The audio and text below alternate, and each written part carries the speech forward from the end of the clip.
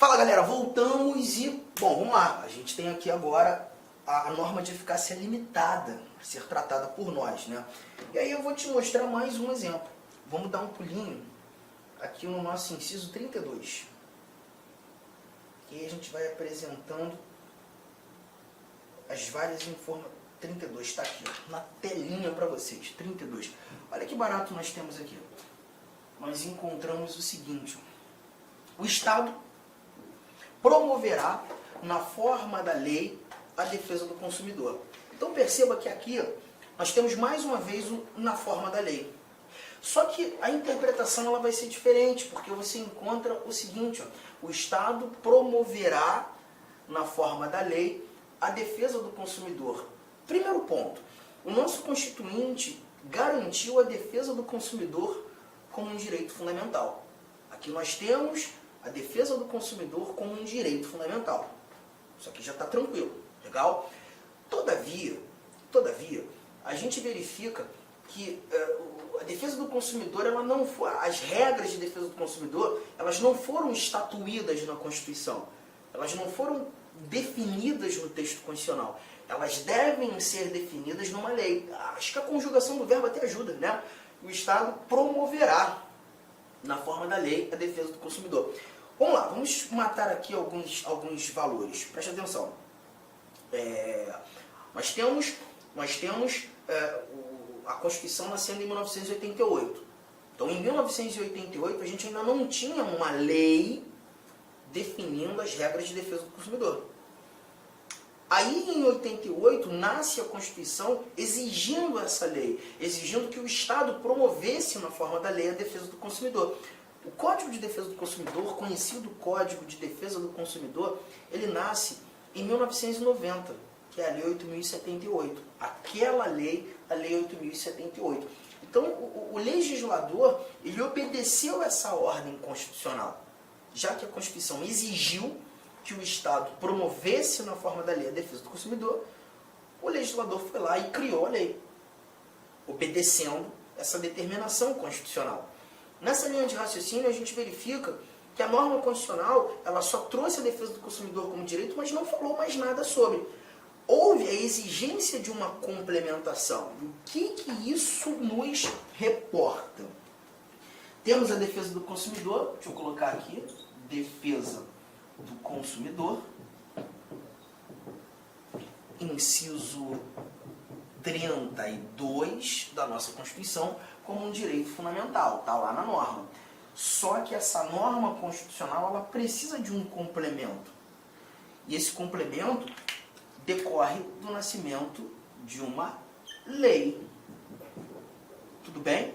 Sem essa lei, eu ainda não tenho as regras de defesa do consumidor. Eu não tenho nada.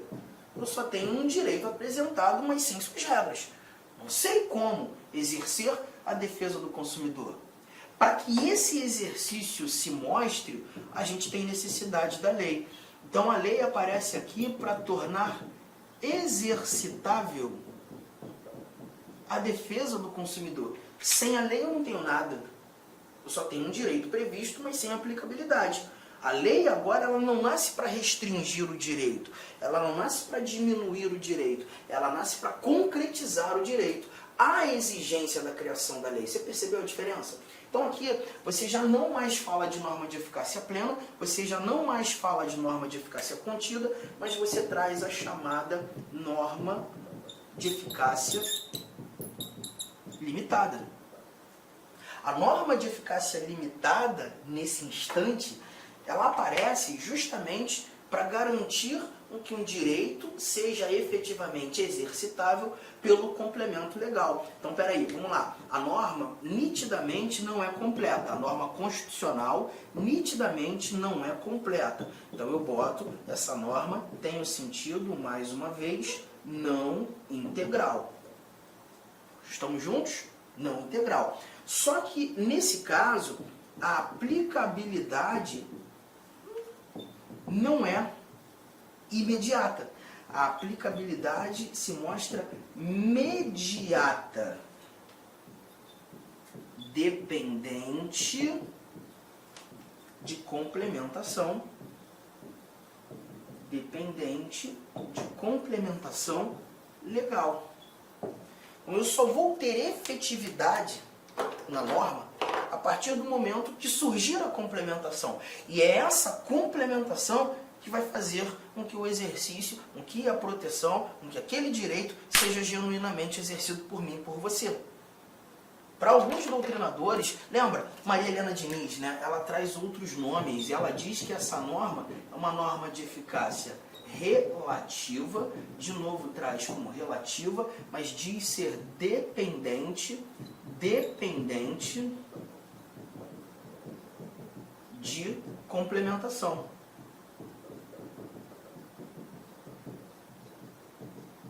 Dependente de complementação. E os nomes dados por Maria Helena Diniz, eu acho nomes muito interessantes, né? Como ela reporta esse tipo de norma. É relativa? Sim, porque você vai ter necessidade de um complemento. E essa relativização, ela surge justamente para uma complementação daquilo que fora iniciado pelo constituinte. Tudo bem? Tranquilo? Arthur, legal. Estou anotando. Já dei aqui o pause, já anotei. Você tem mais exemplos? Temos, e é importante trazer exemplos. E aí a gente vai conhecendo o texto constitucional. Olha aqui o que a gente encontra nesse nosso primeiro inciso desse slide. Primeiro inciso desse slide. Nós temos aqui a abertura da liberdade de credo religioso. A abertura da liberdade de credo religioso. Aqui nós temos o seguinte, ó, olha aqui.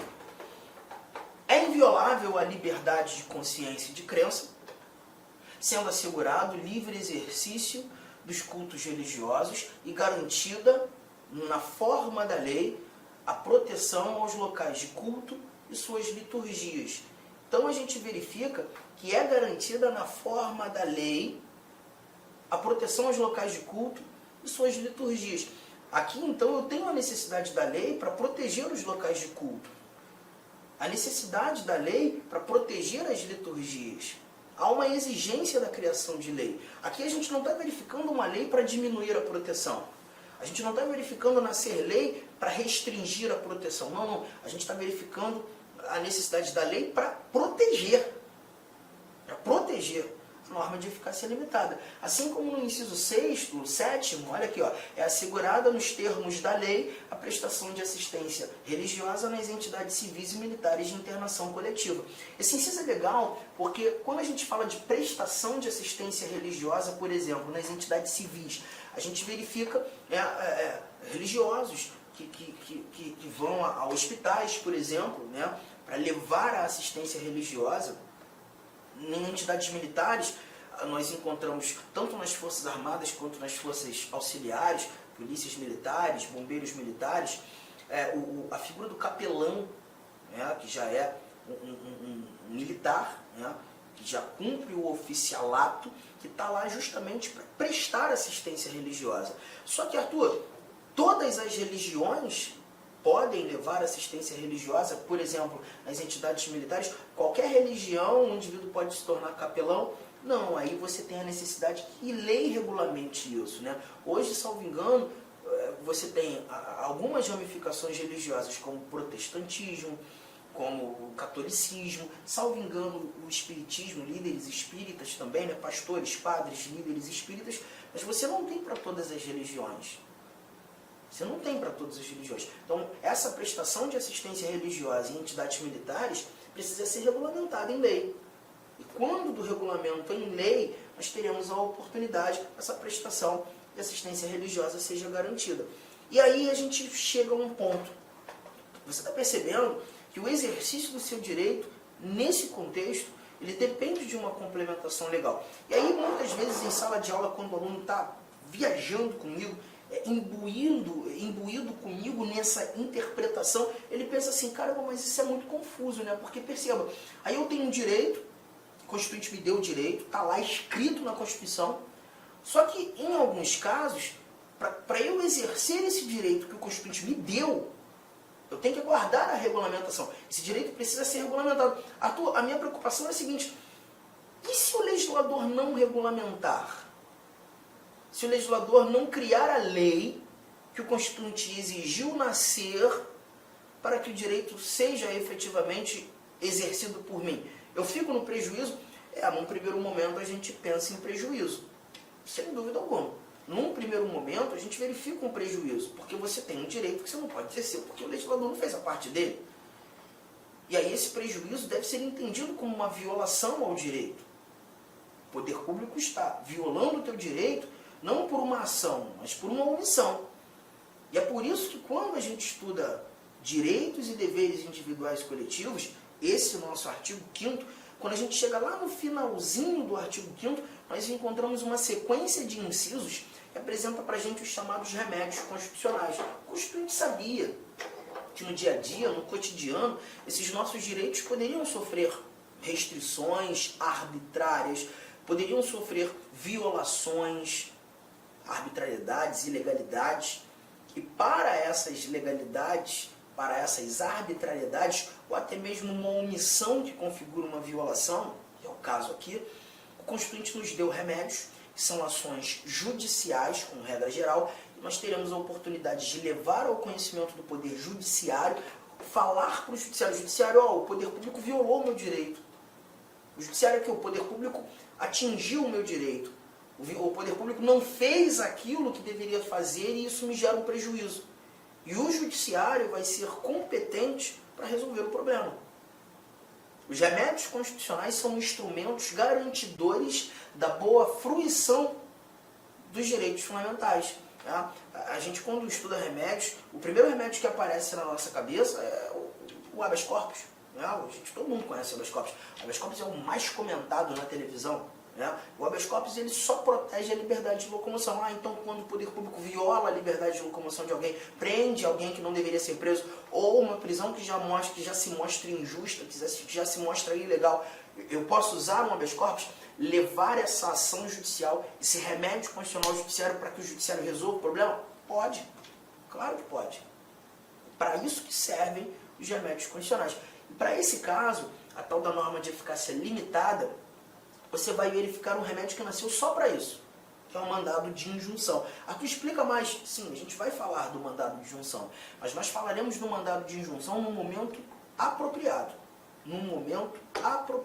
Olá, meus amigos! Inicialmente eu peço licença a vocês, mas essa videoaula é uma videoaula demonstrativa aqui do site Lá Concursos, para que você tenha acesso, que você conheça a qualidade das nossas videoaulas. Olha só, papo reto, esse nosso curso, eu garanto para você que ele é completaço, atualizado, ponto a ponto do digital, e nesse curso aí está todo o conhecimento necessário e suficiente para que você seja aprovado no concurso. A sua prova está nesse curso. Professor, qual que é o investimento? Cara, você vai nem acreditar, é isso mesmo, R$ 119,90. Professor, é o valor da parcela? Não, valor único. Pode parcelar? Sim. Nós parcelamos ainda em 3 vezes no cartão de crédito. Pode ter certeza que vai ser o seu melhor custo em benefício de investimento na sua vida. Venha ser guarda municipal do município de Jundiaí. Estuda conosco aqui na Lá Concursos, um site que eu digo para vocês que nós estamos nos especializando em concurso da Guarda Municipal. Nós estamos fazendo uma campanha aí bastante vitoriosa no município de Jundiaí. Espero vocês aqui na LAC. Forte abraço, fique com Deus. Tchau, tchau.